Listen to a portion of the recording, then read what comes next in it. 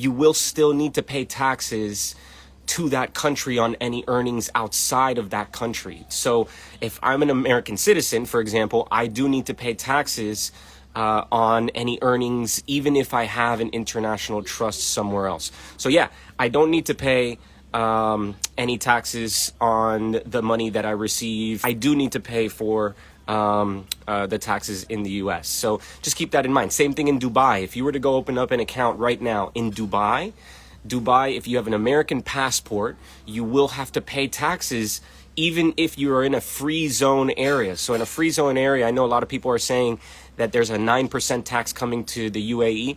There is, but in non-free zone areas. In the free zone, specific free zone areas, if you open up a tax haven LLC, you'll still have no taxation. So but you will have taxes on the money that you are reporting if you are a U.S. citizen. So just keep that in mind. Now, if you're from UK or from, maybe a different country, you might not necessarily need to report that because your earnings could potentially be outside of the country. That's on you. That's between you and the country that you hold your passport with. Now, you could always get a secondary passport, and that second passport can come from in 60 days, in 90 days. It can come from a Bahamas or, a BVI, British Virgin Islands. So you could get a second passport, still have maybe your American or your European passport or something like that. And you can have a dual passport status, and you can open up these accounts in these other countries, these offshore entities. You can still open them up using the second passport. But just be aware that, that's tax evasion, right? So that's technically tax evasion because you are opening it up under a different passport, but that different passport that you're opening it up in, you still have citizenship status in, let's say, for example, America. So just be aware that you can't be skimming. You're skimming the line there, right? So you got to be very, very careful. You could open up not just an international trust, but you can also open up obviously a limited liability partnership in one of these countries. So an LLP, which allows you to have basically dual representation between you and a partner on that LLP inside of maybe a Bahamas or in a Cayman Islands. So you can definitely do that. If you want to open up a foundation, which is similar to a trust, it's for wealth protection, and it's to establish, obviously generational wealth protection. Then you could open one up in Panama, right? Panama has one of the best foundation programs that you can open up. So you can do that there. And there's a lot of benefits to it. It's kind of, again, like I said, it's very similar to having a trust, but it's just a different way of creating the and managing the entity. As far as bank accounts are concerned, when you go open up a bank account, remember every bank, typically, except for some of these countries, like I said, the Cayman Islands, the BVI, the Bahamas, but most of these countries, the banks that they have onshore, most of those countries' banks use the SWIFT. The SWIFT system is basically like the wire transfer system between one bank and another, and between one bank and the main entities that are in New York. That's a United States system mostly. So if you are a United States citizen, you technically are going to have to report everything from all those banks. So if you go open up a bank account in Switzerland, or you go open up a bank account in Dubai, that bank is still going to require you, because you're a U.S. citizen, to report all of the money that you put into those accounts, because they don't want to take liability that you're maybe doing something shady with the money or evading taxes with the money. So they will automatically report you to the IRS every single year, even if you do not. And if they find out that you didn't report, if the IRS finds out that you didn't report, they'll come after you for tax evasion. So you got to be careful with that, because the bank is not going to put themselves at risk of losing the SWIFT, because then they lose access to all of the mechanisms to transfer money around the world. So it's very important that you're aware of that, because some people think that by putting money in some countries, in some banks, that you'll have freedom to just do whatever you want and not pay any taxes. And that's certainly not the case. You could renounce your citizenship, but if you renounce your citizenship, you end up, you end up losing maybe a golden status passport, right? So you might not be able to, for example, travel to certain countries without getting a pre-visa. You might not be able to get to that country and have a visa on arrival. So that's something that you may lose by renouncing your citizenship. For example, if you want to get you say, oh, well, I'm going to renounce my American citizenship so I don't pay 30 or 40% taxes, but then I go and open up a Bahamian status passport. That's fine and it's great. The thing is that the Bahamian passport is not as strong as the American passport. So when you go land in certain places, they might not let you in, or you'll need to have a visa prior to, which means you're spending money on those things. Let's talk about the cost real fast. Cost to open these things up. This is for rich people. I'm going to tell you this right now, very blatant, very direct. This is for rich people. If you're going to go open up a international trust or an international LLC or an offshore bank account of some kind, you need to have more than $50,000 to $100,000 worth of money sitting in. Technically, most of those those types of trusts, those types of entities, they're going to require you to have a minimum deposit. Our bank account in the Swiss was $500,000 minimum we had to put down just to keep in the account. And in the Cook Islands Trust that we opened up, that was just to open it up, was $25,000 just to open up the trust. That's not even including the funding, putting money into it, or the international trust to be maintained, because the international trust has a trustee in place of us. So we need to pay that person their salary for the year to maintain the trust for us. In Singapore, there was a $250,000 minimum deposit that we had to put in. So that was, that was something that we needed to have. And in the Bahamas and Nevis, when we opened up those LLCs, we have a Bahamas LLC, we have a Nevis LLC. Those LLCs, they didn't have a minimum requirement that you needed to put down into them, but you do need to, you do need to keep money inside of them, and you do need to report on them.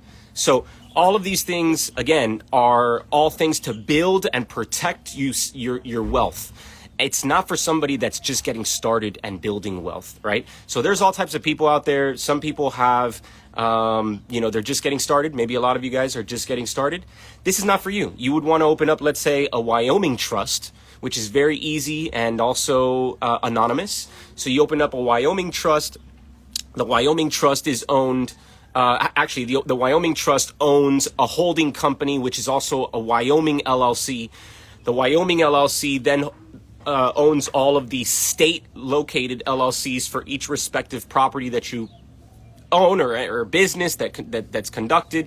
So, for example, if I own a bunch of properties in Florida, I would have Florida LLCs that own my assets, and then I would make those LLCs multi-members, and then those multi-member LLCs would rolled into the ownership of the main holding company LLC. The main holding company LLC will also be a multi-member, and multi-member status would be owned by the Wyoming Trust. The Wyoming Trust would then be owned, if you get to the point where you've built enough wealth, the Wyoming Trust would then be owned by the International Trust that's located, let's say, in the Cook Islands or in the in the Bahamas, or in the Cayman Islands. So you'll have the International Trust own your trust in the United States, and then that International Trust would be managed or operated by a certified trustee, which wouldn't be you. It would be somebody that is licensed and bonded to be a trustee in that country.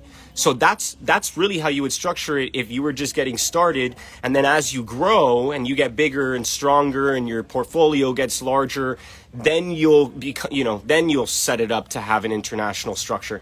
It's good to know this stuff already now. So in the event that you want to do it later, you already know what to do.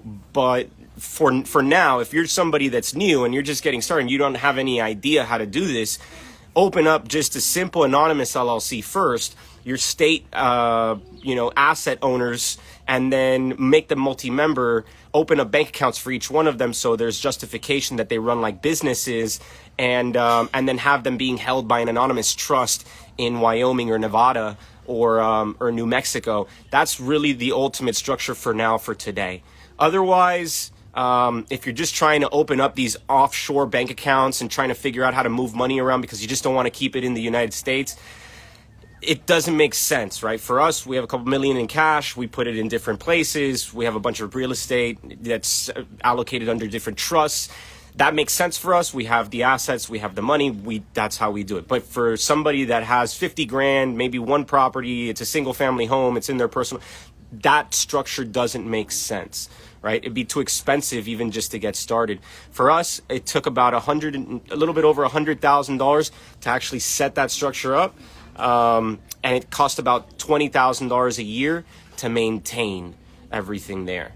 So, and we also have to fly to those countries every 6 months, some of them every 6 months, just to maintain the statuses of the residencies that we have in those countries. Like, for example, in Dubai, we have to be there every 6 months. If we're not there every 6 months, they'll take the 2-year status away from us.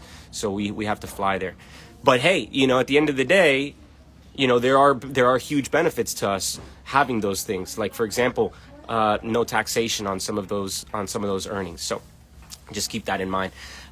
Cool. Hey, if you want to know more about this, I have a trust guide and an offshore guide that I would love to share with you. If you want that, you're watching this in the recorded, go ahead and drop inside the comments. Go ahead and drop guide or trust, and I'll remember this.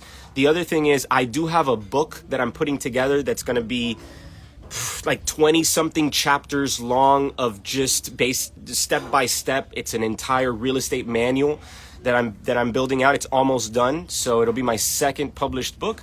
So hopefully, very excited about that. And anybody who wants a copy of that, it's not released yet. It's not available yet, but I will share it with you if you're interested.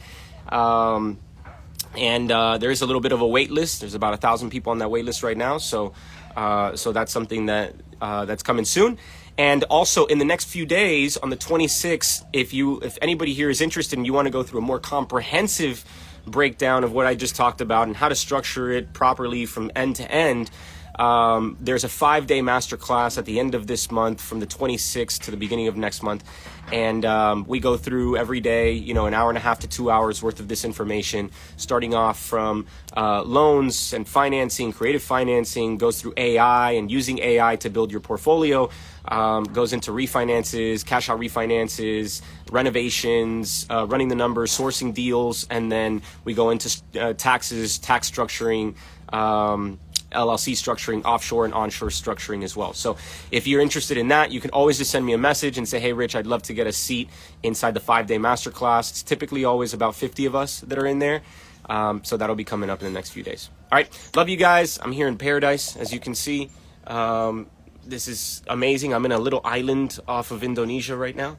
And, there's 1,000+ islands here. So try to find me on the map, like Where's Waldo?